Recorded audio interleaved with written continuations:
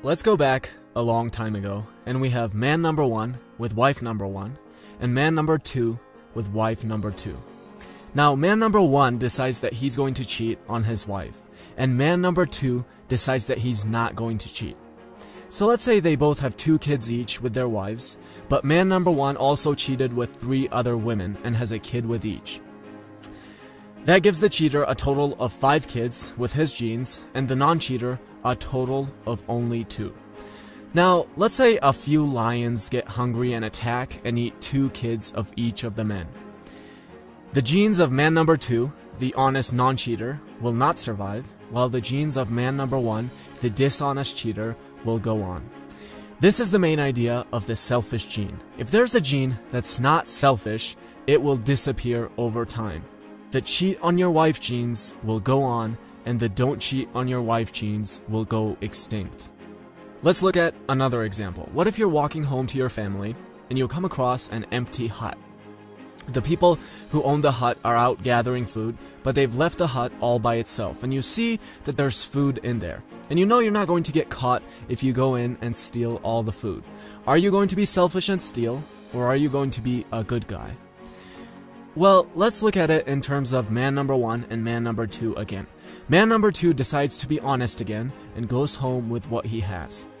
On the other hand, man number 1 goes in and steals everything, adds it to everything else he has gathered, and brings home twice as much food.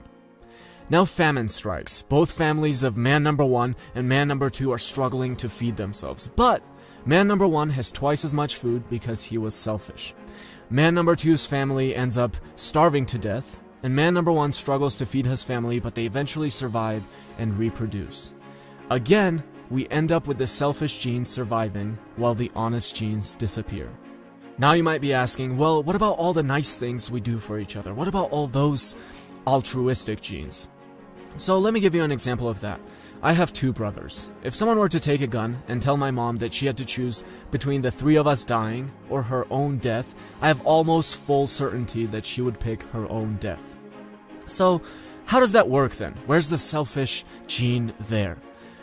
A selfish gene is obviously not going to want that, right? Well, let's actually take a closer look. My mom's over 50 now, so she's not going to be reproducing anymore. She does have 3 sons, however, who are all capable of reproducing. So the decision is between absolutely no chance of reproduction or a very high chance of reproduction and survival, considering 3 healthy sons. Keeping this in mind, it now makes perfect sense for a gene to be selfish and want my mom to sacrifice herself. She's not going to sacrifice herself for any random 3 brothers. Why not? It's not like we're the best 3 brothers in the world. What's the difference? The difference is that they don't carry her genes. So the selfish genes logic is very clear here. When you're a 50-year-old woman and you have 3 sons, it makes absolutely perfect sense to pick your own death over the death of your 3 sons. Let's look at another example. Worker bees will sting an intruder and kill it, but in the process the bee's internal organs are ripped out and it dies as well. Wow, now that can't be because of a selfish gene, right? We love looking at social insects like bees and ants and glorifying them for these selfless acts.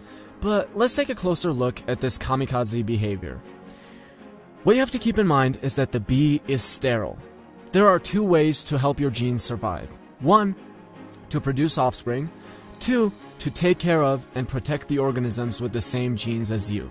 Well, since the bee is sterile and cannot produce its own offspring, it now makes perfect sense to kill itself for the organisms which do carry its genes. Dawkins says, the death of a single sterile worker bee is no more serious to its genes than is the shedding of a leaf in autumn to the genes of a tree. So now that we're not completely naive about all of this, let's make one thing clear. Of course the gene doesn't have some little brain in it that knows what to do to survive. The primitive woman didn't have a sophisticated understanding of statistics when she decided if it was a good idea to sacrifice herself for her kids. This is all just based on what they do, but what they do turns out to be evolutionarily advantageous, and therefore, through natural selection, they survive. That's it. Alright, now, what is the conclusion for all of this? Well, that our genes are selfish, otherwise we wouldn't be here, and that we're simply vehicles for these genes to transport themselves into the future, and they have no problem throwing us away once we're no longer of use to them. And of course, this is not the happiest conclusion to arrive at, and it makes a lot of people angry. People get angry at the book and Dawkins himself. Is this what you want, Dawkins? Social Darwinism? Is that what you want?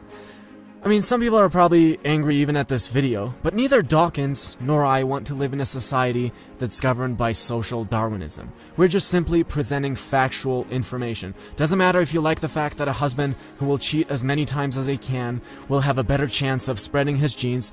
That's just a fact. But how can we approach this, and what can we learn from it? Well, one, we have to start by facing reality. The reality isn't pretty. We're programmed to cheat. We're programmed to eat a lot of sugar. You have to understand what you're dealing with if you're going to go against it. It won't help you to get angry and yell, well, I'm not programmed to eat sugar, because you'll be presented with cookies and you'll overeat like everyone else. So one, face the reality. Two, we're so lucky as humans. You can't expect a bird to honor his commitment to his bird wife and not cheat on her, because he'll just go off of what he's programmed to do. But we humans have the ability. We have the ability to go against our programming. That doesn't mean that most people will go against it, but it's definitely possible. Most people won't be able to go against the urge to eat sugar when they're tempted by it, but I also have plenty of friends who do go against eating a cookie every time they're presented with one. Another thing I get asked a lot is when I'm going to have kids.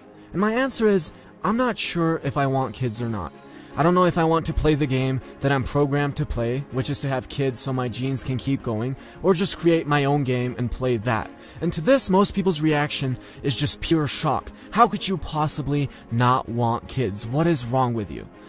And that's great that there's such a strong reaction, otherwise we would be extinct by now. But I might have kids or I might not. I don't know yet.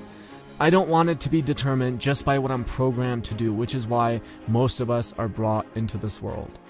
So again, two things. One, accept the facts of natural selection. Getting angry about it doesn't help you at all. Two, realize that as a human, you're extremely lucky. You've been programmed for certain behaviors, but you can rebel against them, even if it's going to be really challenging, because you'll be up against years and years of evolution. And finally, don't take this as an endorsement for being an asshole or building a family or a society around social Darwinism. It will probably make you really miserable, but yes, your genes will be very proud of you. So to quote Richard Dawkins, I am not advocating a morality based on evolution. I am saying how things have evolved. I am not saying how we humans morally ought to behave. I stress this because I know I'm in danger of being misunderstood by those people, all too numerous, who cannot distinguish a statement of belief in what is the case from an advocacy of what ought to be the case.